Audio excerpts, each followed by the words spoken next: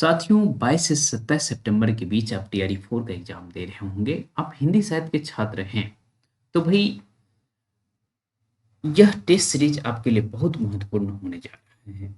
Okay, क्योंकि इसमें पूरा का पूरा बीपीएससी पैटर्न को फॉलो किया जा रहा है। ईएमआरएस के साथी भी इस टेस्ट सीरीज को दे रहे हैं, इसीलिए कि वहां भी 40 प्रश्न ऑब्जेक्टिव का रहने वाला है।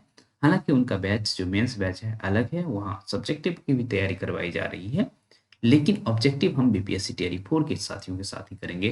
तो 17 को जो टेस्ट हुआ था पहले वो देख लेते हैं, फिर 18 का सिलेबस हम लोग देखेंगे। तो चलिए 17 के टेस्ट के कुछ प्रश्नों को देखते हैं। मैं पूरा का पूरा प्रश्न नहीं दिखा पाऊंगा, है ना, क्योंकि मैं चाहता हूं कि आप लाइव आकर के टेस्ट दें। और आप मुझसे जुड़ना चाहते हैं तो साहित्य सहचर ऐप डाउनलोड कर लीजिए और केवल 101 रुपये में इस टेस्ट सीरीज का आनंद ले सकते हैं। अभी तक हम 256 टेस्ट ले चुके हैं, ठीक है, बीपीएससी टीआरई 4 के लिए, हिंदी प्लस जीएस के लिए।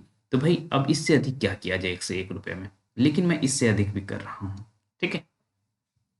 तो जुड़ेंगे तो आपको अच्छा लगेगा। BPSC TRE 4 Hindi plus GS batch में भी जुड़ सकते हैं। नोटिफिकेशन से पहले तक इसका प्राइस 999 है, लेकिन बाद में ये प्राइस 1500 होने जा रहा है, क्योंकि ओरिजिनल प्राइस 1500 ही था, ठीक है। तो चलिए अब शुरू करते हैं कि निम्नलिखित में सत्य कथन है। शिव सिंह सरोज का प्रकाशन 1888 में हुआ। गारसा दत्तासी के ग्रंथ में कुल 738 कवि थे, जिसमें 72 उर्दू के कवि थे। The modern vernacular literature of Hindustan, okay, का प्रकाशन 1888 ईस्वी में हुआ। तो कौन सा कथन इसमें सही है? और अन्य विकल्प भी आपके पास हैं। ओके, तो देखिए भाई, शिव सिंह सरोज का प्रकाशन वर्ष 1883 है, तो ये स्टेटमेंट गलत हो गया।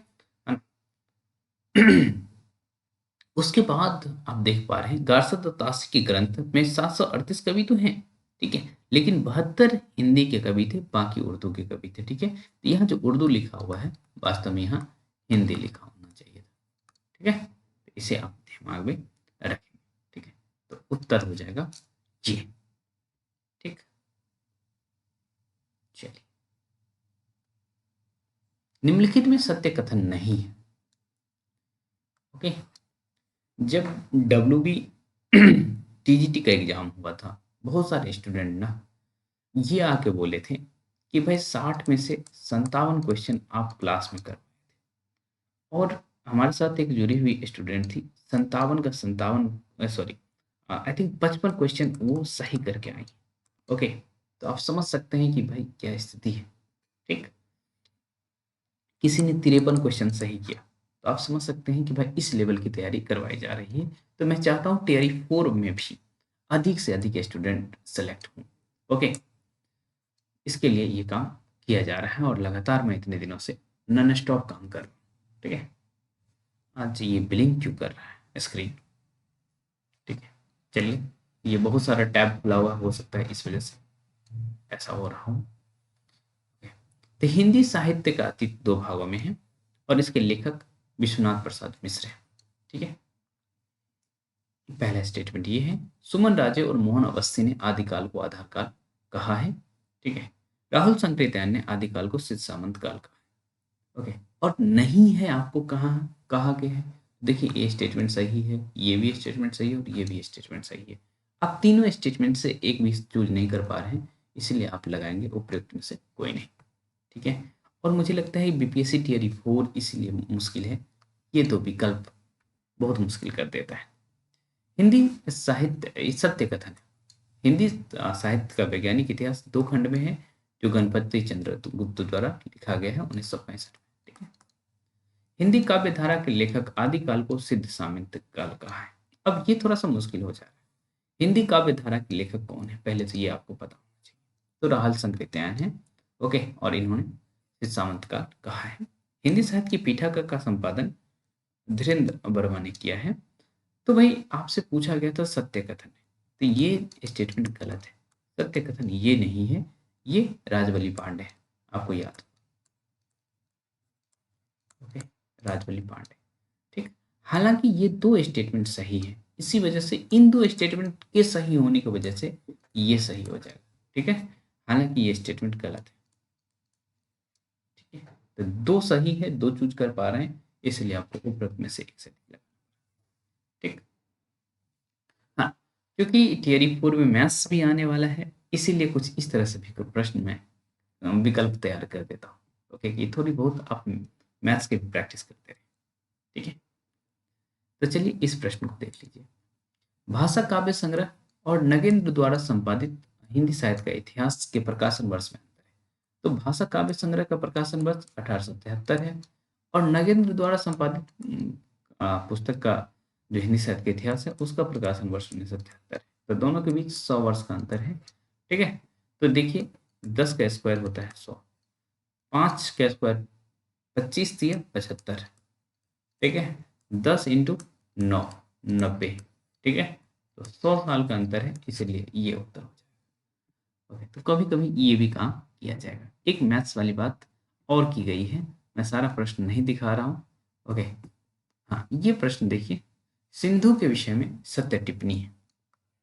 ओके, तो ये एक तरह से छंद से प्रश्न है। ओके, और आसान प्रश्न है देखा जाए तो। सिंधु के विषय में सत्य टिप्पणी है, इसमें 2 वर्ण एवं 3 मात्रा है, इसमें 2 वर्ण एवं 4 मात्रा है, इसमें 3 वर्ण और 4 मात्रा है, तो वर्ण तो 2 ही हैं। ठीक है, तो ये या ये होगा उत्तर, है ना। तो और मात्रा कितना है, तो अंश हर्षी है, यहाँ छोटी ई है, तो ऊपर से अंशवार है, क्योंकि अंशवार है इसीलिए 2 मात्रा हो जाएगा, और हर्षु है इसीलिए 1 मात्रा हो जाएगा, तो कुल मिलाकर के 3 मात्रा। ठीक, ये हो जाएगा। इस तरह से मात्रा गिनते हैं। ओके, अब मैं पूरा नहीं दिखा रहा हूँ आपको। ये क्वेश्चन देखिए, रोला छंद के प्रत्येक चरण में मात्राओं की संख्या क्या होती है। ओके, तो ये भी प्रश्न मजेदार था। रोला छंद के प्रत्येक चरण में कितनी मात्रा होती है, पहले तो ये पता होना चाहिए, फिर थोड़ा सा मैथ्स आप सोल्व करेंगे। ठीक है, तो 96 डिवाइड 2 48 बट्टा 3 16। ठीक है, उत्तर नहीं। 24 48 डिवाइड 2 24 डिवाइड 3 8, उत्तर नहीं। 96 डिवाइड 2 48 48 डिवाइड 2 24। ओके, तो उत्तर यस। तो ऐसा भी किया जा रहा है। खैर, बहुत सारे प्रश्न। हाँ ये प्रश्न देखिए। देखिए, अंतःस्थ और उस व्यंजन की संख्या का योग क्या है। ठीक है, तो 4 अंतःस्थ है और 4। ठीक, अब योग पूछा गया तो कुल मिला के 8 होगा, तो उत्तर में तो 8 दिख ही नहीं रहा आपको। ओके, तो 20 का 40% कितना हो जाएगा, क्योंकि बेसिक गणित भी आपको पढ़ना है बीपीएससी टीआरई 4 में। 20 का 40% कितना हो जाएगा, 20 का 40 बटा 100। ओके, ये खत्म, ये खत्म, 8 हो गया। ठीक है, ऐसे ही 40 का 20%, 40 इंटू 20/100, 0 से 0 खत्म। 80 का 10%, 80 इंटू 10/100, है ना, ये खत्म। तो सभी 8 आ रहा है, तो तीनों विकल्प आप चूज कर सकते थे, इसीलिए उत्तर हो जाएगा उपर्युक्त में से एक से। तो इस तरह से आपको याद करवाने का, प्रैक्टिस करवाने का सब कुछ किया जा रहा है। ओके, मज़ेदार तरीके से हम लोग तैयारी कर रहे हैं। ओके, और मेरा यही तरीका ही है, जिससे कि भाई आप अलग अलग तरीके से अपने दिमाग को एक्टिव कर सकते हैं, और दिमाग को एक्टिव करने का ही गेम तो यहाँ खेला जा रहा है। आप कहेंगे कि भाई जो 18 को टेस्ट आप लेंगे उसका सिलेबस क्या है। ठीक है, तो चलिए सिलेबस हम देख लेते हैं क्या रखा जाए। तो सिलेबस देखिए, क्योंकि कल जो सिलेबस दिया गया था ना वो थोड़ा सा अधिक सिलेबस था, तो अभी एक सजेशन के साथ मैं सिलेबस बता रहा हूँ। जो यूथ कंपटीशन का आप कर रहे हैं, है ना, यूथ कंपटीशन का किताब खरीद लीजिए, नहीं है तो पीडीएफ तो सबके पास रहता है, आपके पास भी होगा। ठीक है, लेकिन मैं चाहता हूँ कि आप किताब खरीद लीजिएगा। तो साहित्य इतिहास लेखन वाला जो सेक्शन है,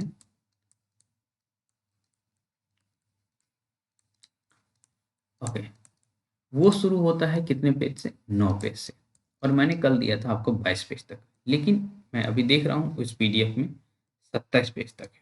तो 9 से 27 तक देखिएगा, लेकिन करना क्या है, एक तो क्वेश्चंस को देखना है, साथ ही साथ उसके नीचे में जो सॉल्यूशन दिया हुआ है ना उसको भी देखिएगा। जब मैं नेट जरक की तैयारी कर रहा था तो एक तो जो टेक्स्ट पढ़ना था, अपनी तैयारी करनी थी, वो तो किया ही था, लेकिन हमने क्वेश्चन के नीचे जो सॉल्यूशन दिया गया था उसको भी देखा था और बहुत काम आया था, और इसीलिए इतना अधिक अंक आया था, है ना, कि एक तरह से रिकॉर्ड टाइप में 114 क्वेश्चन सही हो गया था। ठीक है, नेट में। तो आप भी पीवाईक्यू के नीचे में जो सॉल्यूशन दिया हुआ उसको जरूर देखिए। ठीक है, ये 9 से 27 तक करेंगे। सरस्वती पांडे में फिर से आप 67 से 74 से करेंगे। तो सरस्वती पांडे में वही साहित्य इतिहास लेखन की परंपरा और आदिकाल, भक्तिकाल, रीतिकाल का नामकरण जो है ना, वही है। तो रिपीट हो रहा है क्वेश्चन, लेकिन रिपीट नहीं होगा, अलग अलग क्वेश्चन आपको देखने को मिल सकता है, इसीलिए उस सेक्शन को फिर से एक बार अच्छे से पढ़ेंगे। व्याकरण में भी आप वही अच्छे से पढ़ेंगे 18 से 26 तक, है ना, संधि से पहले तक। आप कहेंगे एक तरह से सिलेबस रिपीट हो गया, ओके, कल के अनुसार। ठीक है, सिलेबस भले रिपीट हुआ है लेकिन क्वेश्चन रिपीट नहीं होगा, ये बात आप मान लीजिए, है ना। तो ये जो 18 से 26 में वर्णों के स्वरूप, उच्चारण स्थान, यही सब है, अल्पप्राण, महाप्राण, ये सब आपसे पूछा जाएगा। और उसके बाद काव्य शास्त्र में छंद, है ना, और मात्रिक छंद ही करेंगे। और जो भी हमारे साथ जुड़े हुए स्टूडेंट हैं उनको एक एक करके छंद पढ़ाया गया है, सभी का नियम बताया गया है, और आपके पास वीडियो है, तो रिकॉर्डेड फॉर्म में उस वीडियो को अच्छे से देख लीजिएगा। मात्रिक छंद से फिर से प्रश्न रहेगा, और ख्याल रखिए कि क्वेश्चन रिपीट नहीं होगा, इसका विशेष ख्याल रखिएगा। ये नहीं कि एक दिन हम कर लिए हो गया, है ना। मैं जान से इस चीज़ को रिपीट कर रहा हूँ, सिलेबस को, ओके, इंटेंशनली रिपीट किया जा रहा है।